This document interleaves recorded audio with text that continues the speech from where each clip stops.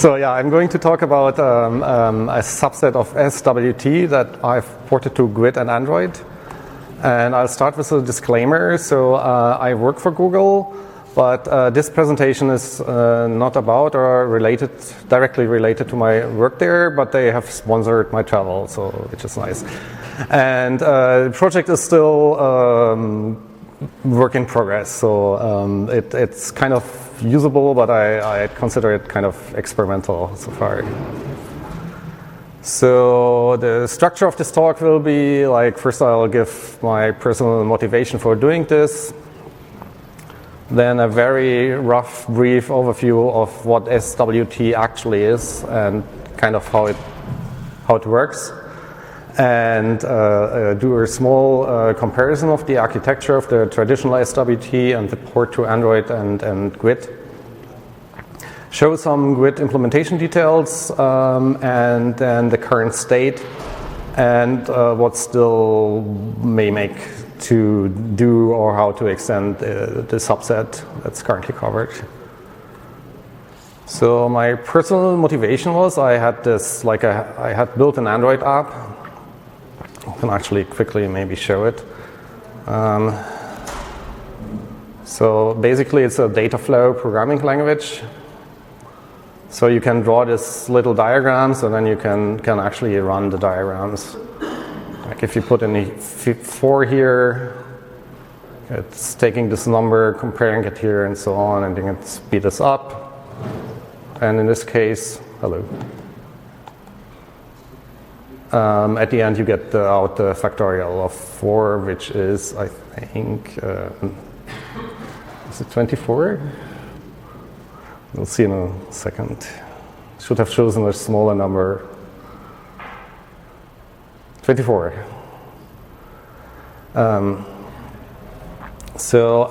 Yeah, it turned out this style of programming.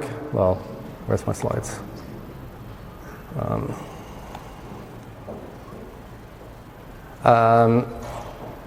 I was wondering, like, what could I do to really use this for now? And I thought, wouldn't this be the right thing for the Internet of Things?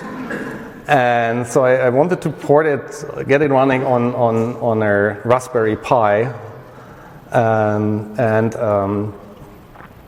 actually, my initial preparation for porting this thing to other platforms was that I really had separated the UI and the core functionality, and thought, okay, I'll just implement the small UI part twice, and well, that shouldn't matter too much, and that's it, right?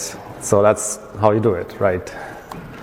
But then I measured how big the core is and how big the UI is, and turns out the UI is actually most of the application. So I started looking at existing Java cross-platform solutions that would cover the platforms that I was interested in, and libraries that already cover all the platforms are game libraries like libgdx or playan. And there are libraries that cover some of the platforms, unfortunately not really Android, which are AWT and Swing and SWT and JavaFX. But I really wanted to have native widgets, so most of them are already ruled out, and I don't know if anybody actually still remembers AWT, but it's kind of like you have a button and a few panels and text input, and that's basically it. So in terms of coverage of components, it wasn't really what seemed sufficient for my case. So what's the standard widget toolkit? So I took the plan to port the standard widget toolkit because it was the only alternative that was already available. Some of the target platforms and that had native widgets. It's an alternative to Swing that was created in 2001 by IBM for Eclipse. And Swing basically works like a giant web canvas, right? All the widgets are drawn like using fill and lines and write text and whatever. And in contrast, the SWT the library just wraps native widgets. And there are native implementations available for Linux, macOS, and Windows, but unfortunately not for Android or Grid so far.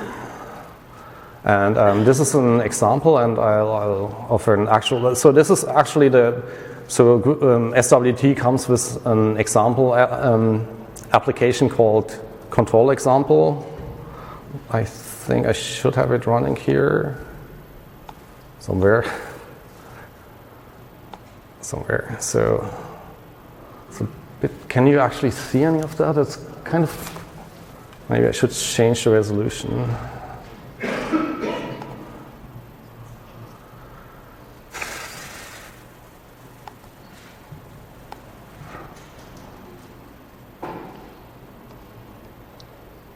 I think that worked. Oh, slightly better. So this is the SWT control example. It has like buttons and like all the basic widgets you have in SWT, like buttons, canvas, different types of combo boxes, groups, labels, lists, progress bars, and you can kind of change them here. And we'll scale. You can open Windows. So my dialog. It looks a bit shitty. Yeah, well, you get the idea, I guess. So, and what I really like about it, and what I like this is macOS, right? And this is the same app in Swing. And if you look, for instance, at the simple combo box and compare it to SWT, you'll see that this has the actual original Mac behavior, right? And if you do the same in Swing, you get like this thing, which is like, I can prove, if you go here, you get like it pops out with the thing that's currently selected in the middle and not just a drop-down list below it. And I really like that.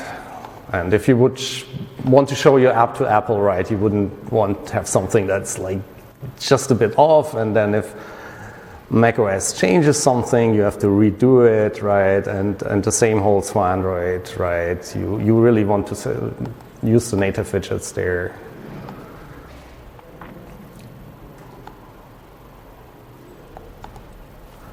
So API-wise, SWT has some good, some bad, and some ugly aspects. Sorry, I should go back to presentation. As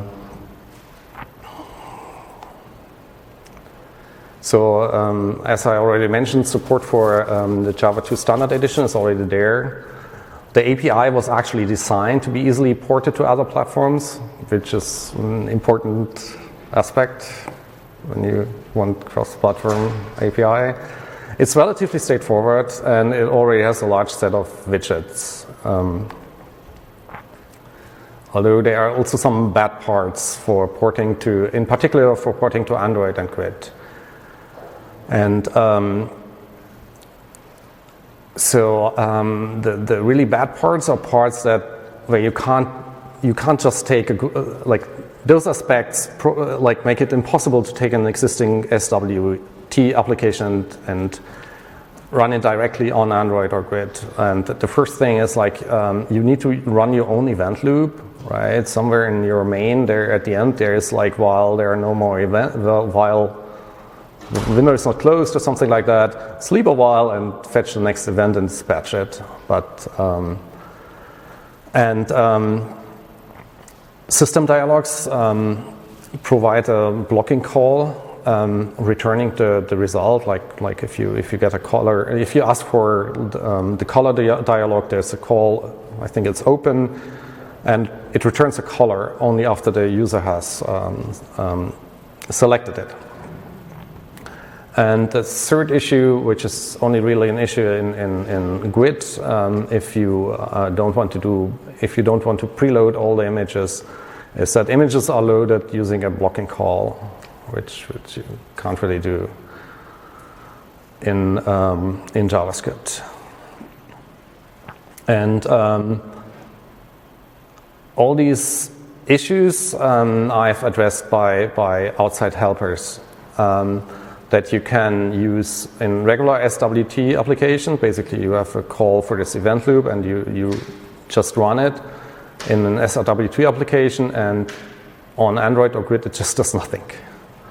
And the same for system dialogues. You basically have an extra call that returns a promise, and then you get the real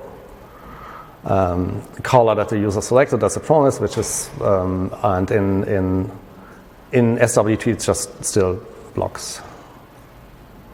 And then there are some annoyances which just are like, well, in some aspects, just SWT shows its age, like. And it shows that it was really, well,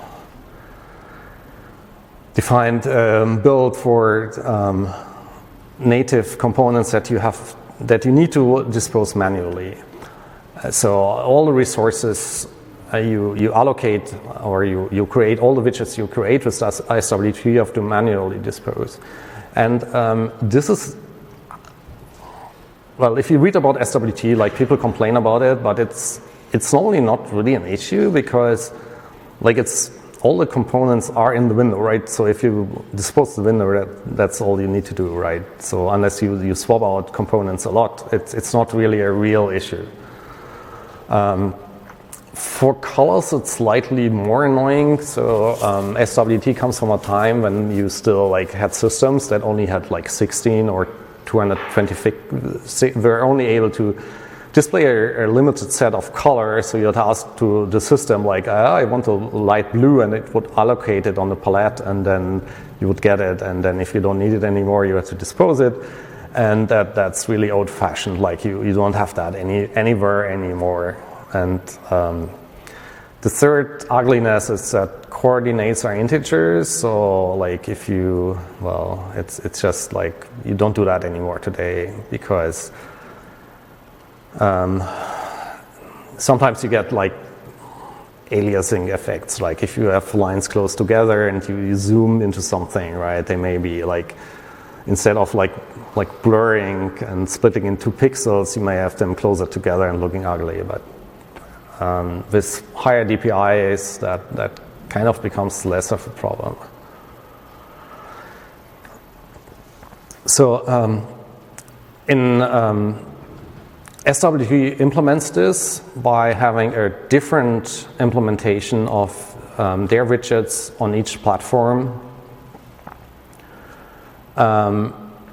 Basically, if you have button.java on macOS, it's a complete separate class from button.java on GTK or on Windows. But they share the name and the namespace, and they have to have the same public API. There are some platform-independent classes that are shared. There's a class for constants, and all the event objects are shared. And SWT widgets called controls link to their native counterpart using basically a handle that's along. So that's how you refer to those things apparently in the native API.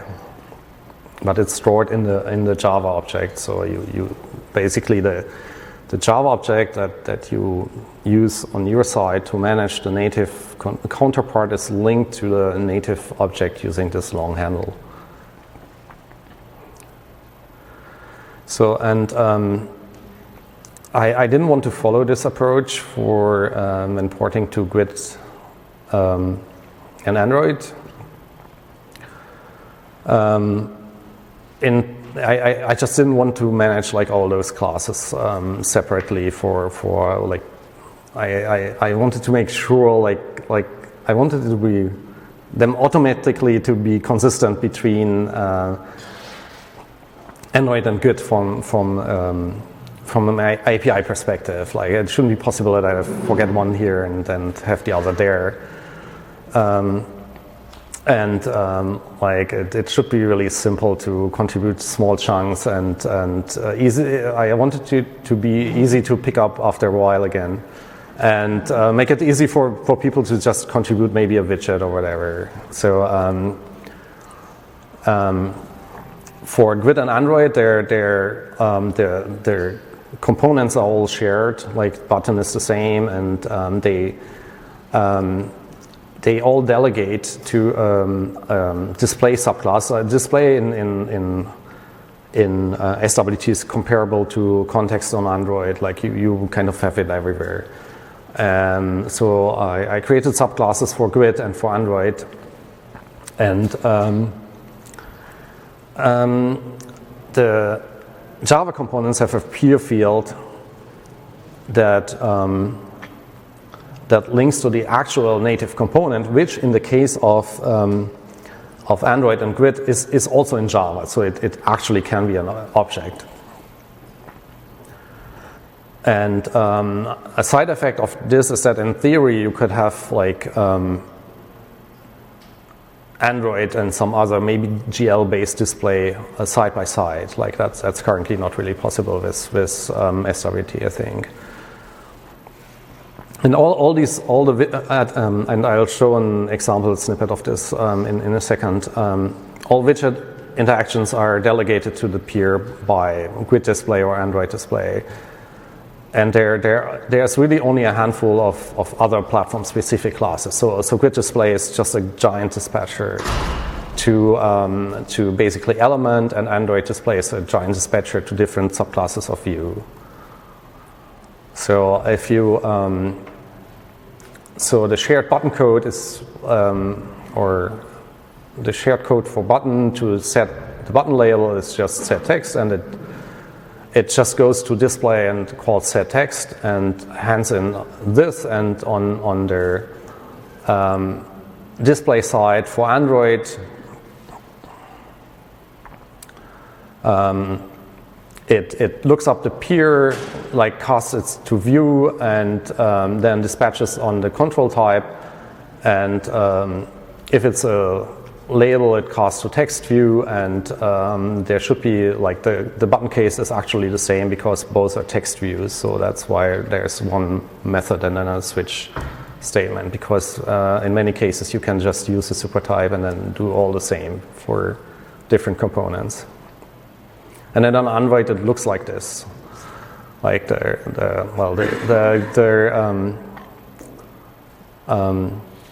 an Android tablet. So the control example is not really like, what do you call this? Like you can't really push, like squeeze it and then it adjusts to this size. So I just used a tablet to account for that. But I think you can do layout managers in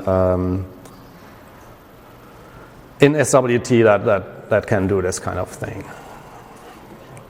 So in Grid it's quite similar, right? Instead of a view, you have an element here. So if you set text on a label or button, it calls Grid display set text in this case, and it just sets the text content of the element. And then it looks like this. Actually, let me quickly show it live.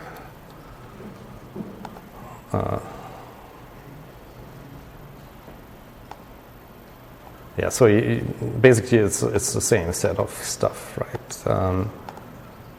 And there's the combo box, and yeah.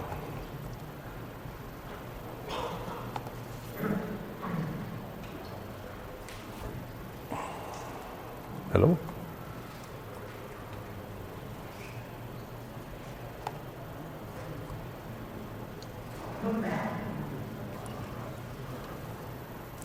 I lose the network?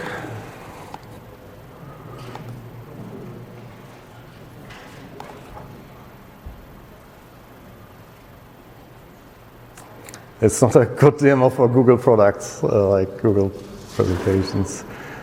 Can I just make this?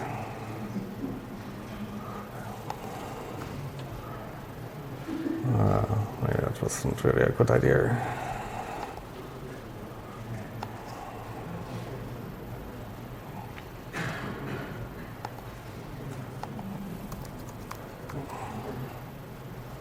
Internet is there. Okay, I think I reloaded now. Sorry about that.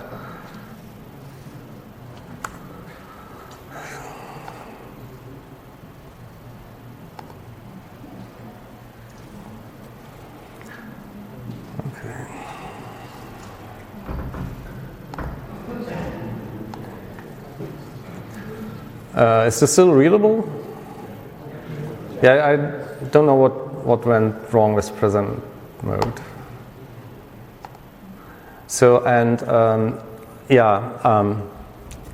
I'll go into some of the details of how it's mapped to the DOM in Grid. And most of the widgets are actually directly mapped to a native DOM element, like the button is just a button element. Other inputs are an input element, or an input with multiple lines, with some text area, canvas, and so on. You get the idea. They all have a special class, SWT control set on them, so some common properties can be just set in the style sheet. And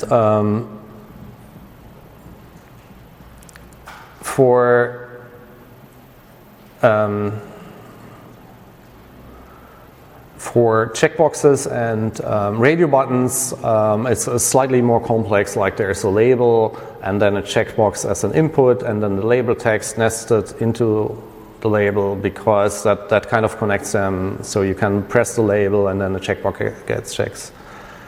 And some of the widgets are, and in particular composites, which are basically panels or groups, are mapped to custom elements, but they are not really custom elements in a polymer sense, so they don't have any custom functionality or shadow DOM or whatever. It's just to make it easier to style them and to identify them in the DOM. They have some, the names just reflect the SWT name. And just seem more readable than having divs with a bunch of classes everywhere. And one exception where the DOM is slightly more complex are groups and shells. Like groups are in, I got this. Groups basically are those things that can have like a fancy label. Let me make it bigger. So this is a group in SWT. So,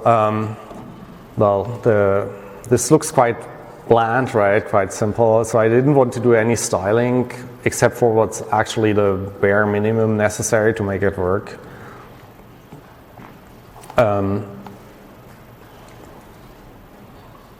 Did I skip something here?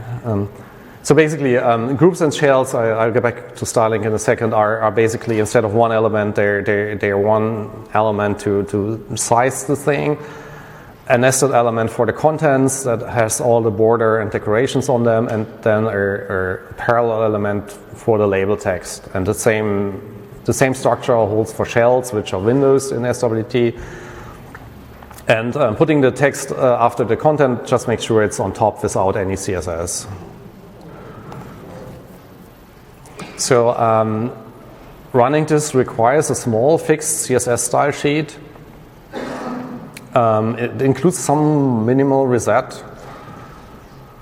And I considered doing this, like setting all that's really necessary in code, so you wouldn't need a style sheet at all. It would just work, and you could just use your own style sheet, and that's it. But it got kind of out of hand for tab folders and shells, and in particular it would make really hard to overwrite things in the style sheet. If you set them on style right, it has the highest priority you could get. So I went for a really small minimal style sheet. And if you look at this, like, you can like set some properties like on buttons like wrap and flat and like that. It has a border, and most of them are just mapped to additional classes. So if you think like you really want a border, like group has the most. Like you can have a shadow, and I've implemented some of them. But if you want an additional border, no border at all, or whatever, like this. All this stuff just sets additional classes on the element. So if somebody wants to actually support this or style it differently or whatever, it just needs an additional style and a corresponding style in the class, in the style sheet. Sorry. Where was I? Okay, the bad part. So to be able to use SWT layout managers as they are, all their controls are positioned absolute. So and that's the basic core trick to make SWT layout managers just work. And the alternative would probably be to map all the layout managers that are in SWT to some kind of box model or whatever. But then you would still be lost if somebody writes their own, right? So I just thought, okay, this should just work, and actually it does. And the code doesn't have any knowledge baked in of like how big a border is or whatever. It queries the elements for them if it like needs to compute some insets for Windows or something like this.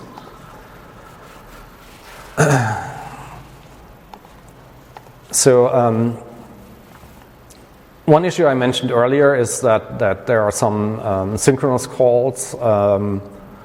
For instance, the constructor for image gets an input stream and then it just loads it, and the color dialog has an open method, and it is modal and then returns the color. And for that I just have added a set of helpers that work in Grid but also work in SWT. So you can use them in both cases, and then your code will be platform independent.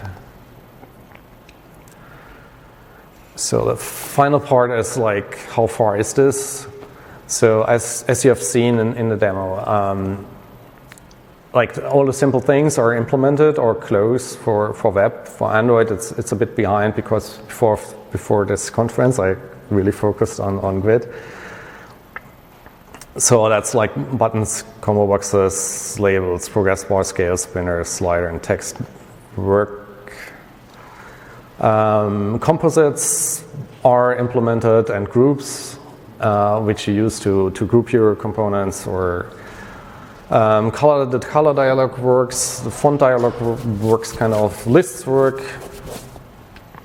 Canvas can scroll in SWT, which is a bit weird, and that's something I'm not supporting right now.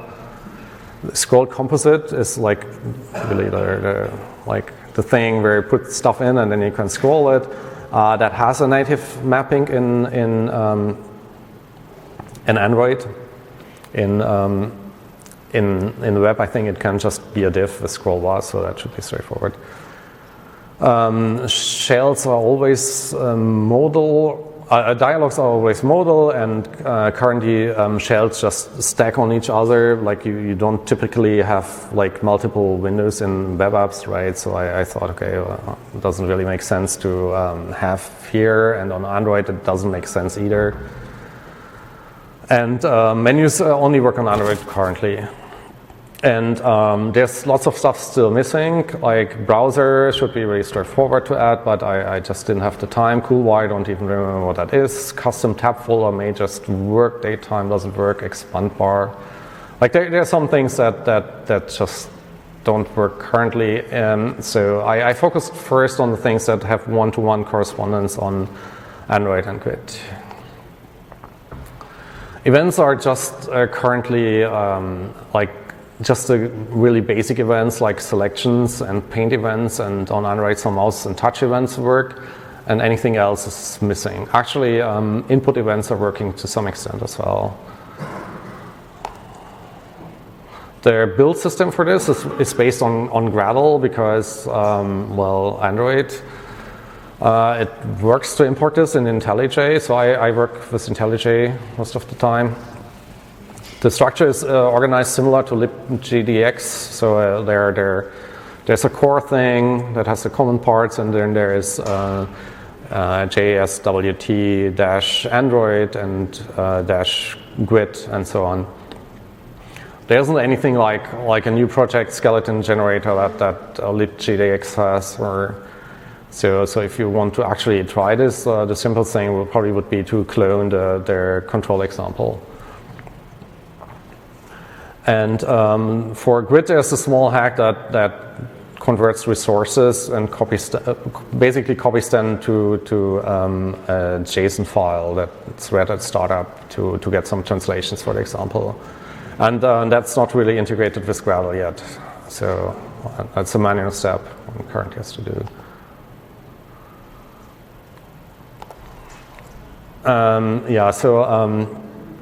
What I want to certainly do with this is I want to really finish the port for my app. So it already kind of works on Android and on desktop. So that should be really being polished, but it still requires some, I need to, so basically the menu structure is, I think I still need to carry over from pure Android code.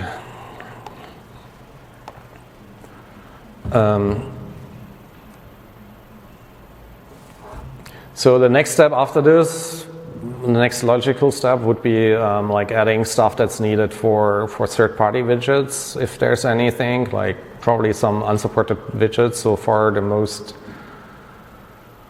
the biggest issue seems to be the lack of tables, which are, because lists are really super limited. The control example uses a lot of single column tables, and I think that should be straightforward to do, but I haven't gone around to it. Browser seems to be easy because on the web it's just an iframe, and on Android it's just the browser, the WebKit control. I need to check if I have missed some methods. They're certainly missing some methods are certainly missing in the text components and the combo box. Yeah, and I need to build something that like basically gets a new app started, right?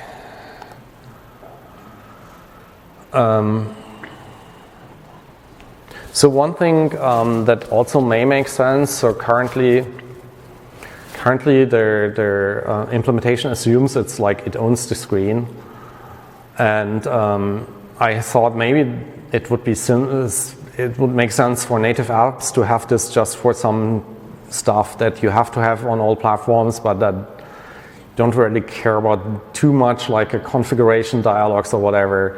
And there would make sense to have like basically say, okay, here's your space, render there, and don't take over the whole screen or something. And then there's this special thing in Android where you have like basically the material thing of a bar at the top, and then you scroll the content up and it gets smaller, and you also have that for material web apps. And I'm not sure yet how that would translate into SWT, how you could model that there, and if you want that, and vector images would be nice. And I didn't look into high DPI support, and that's also something that's quite important today, I guess. And Yeah, the thing I didn't mention so far is iOS, right? So if you want to truly have cross-platform app, and that's really right the thing that you want with Java, right?